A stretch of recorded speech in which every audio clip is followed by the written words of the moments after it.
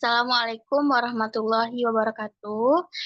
Di sini kami dari kelompok 4 akan mempresentasikan hasil diskusi kami dari mata kuliah akuntansi keuangan dengan dosen pengampu Ibu Friatni SPD MPD.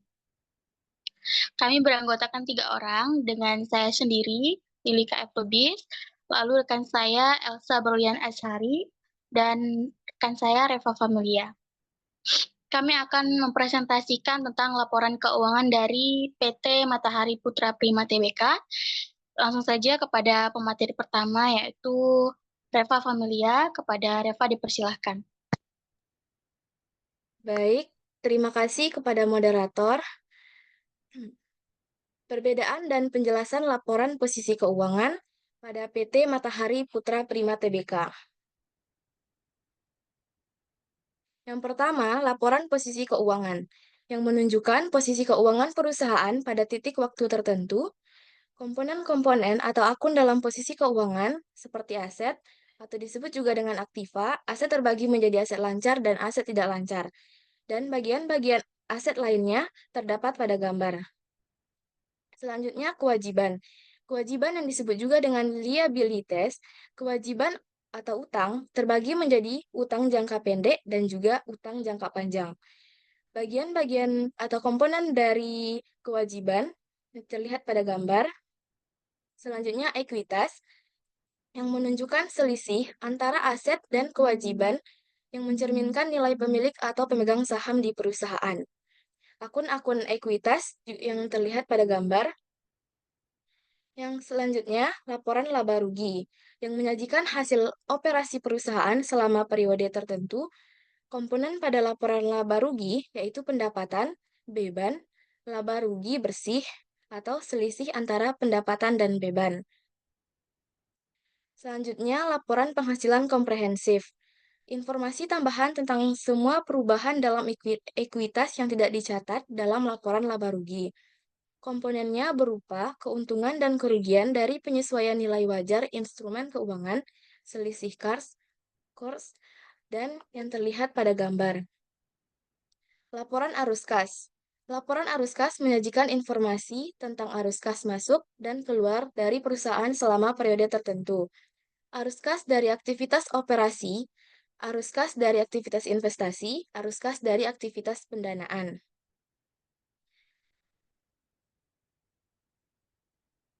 Saya kembalikan kepada moderator. Baik, terima kasih kepada pemateri 1.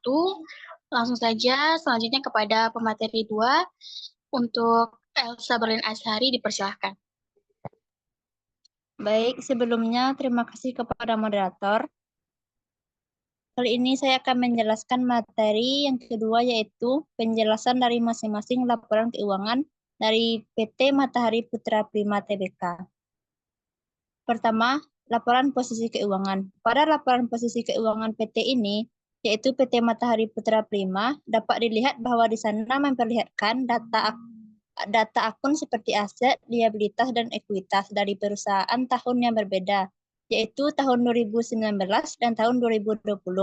Pada laporan nampak terlihat jelas bahwa jumlah aset, liabilitas, dan ekuitas di tahun 2020 meningkat daripada tahun sebelumnya. Sedangkan untuk laporan kedua yaitu laporan laba rugi dan penghasilan komprehensif. Pada laporan laba rugi ini dapat dilihat pendapatan pada tahun 2019 lebih besar dari 2020. Sedangkan untuk beban di tahun 2019 ada yang lebih besar dari tahun 2020, tapi juga ada di tahun 2020 itu yang bebannya juga bertambah. Sedangkan pada laporan penghasilan komprehensif dapat kita lihat bahwa terdapat perbedaan yang juga signifikan. Seperti pada 2019 itu pendapatan lebih besar daripada tahun 2020 dan angkanya dapat dilihat pada tabel pada soal pertama tadi. Selanjutnya, laporan perubahan ekuitas. Pada PT Matahari Putra Prima ini memiliki modal yang dilaporkan pada laporan perubahan modal, yang datanya bisa kita lihat di tabel, bahwasanya di situ bisa kita lihat jumlah modal akhir perusahaan di tahun 2019 sebesar Rp Rp530.691 dan di tahun 2020 sebesar Rp184.734 yang artinya modal di tahun 2019 sangat tinggi dibandingkan tahun 2020. Yang terakhir yaitu laporan arus kas. Di pelaporan arus kas pada tahun 2019 dan 2020, PT Matahari Putra Prima memiliki data kas akhir 2019 lebih besar daripada tahun 2020. Jadi dapat disimpulkan bahwa kas 2019 itu lebih banyak diperoleh perusahaan dibandingkan kas di tahun selanjutnya yaitu tahun 2020. Sekian yang dapat saya sampaikan. Saya kembalikan kepada moderator. Baik, terima kasih kepada pemateri kedua. Selanjutnya itu pemateri ketiga, saya sendiri, yaitu tentang hal baru yang didapat dari laporan keuangan. Nah, hal ini dari laporan keuangan PT Matahari Putra Prima Tbk yang baru kami ketahui adalah laporan laba rugi dan penghasilan komprehensif.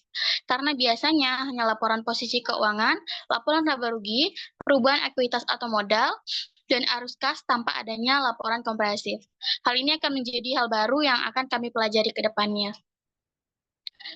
Baiklah, itu tadi presentasi dari kelompok kami tentang laporan keuangan PT Matahari Putra Prima Tbk. Apabila ada kesalahan, mohon maaf. Terima kasih atas perhatiannya dan kerjasamanya rekan-rekan semua. Wassalamualaikum warahmatullahi wabarakatuh. Waalaikumsalam warahmatullahi wabarakatuh.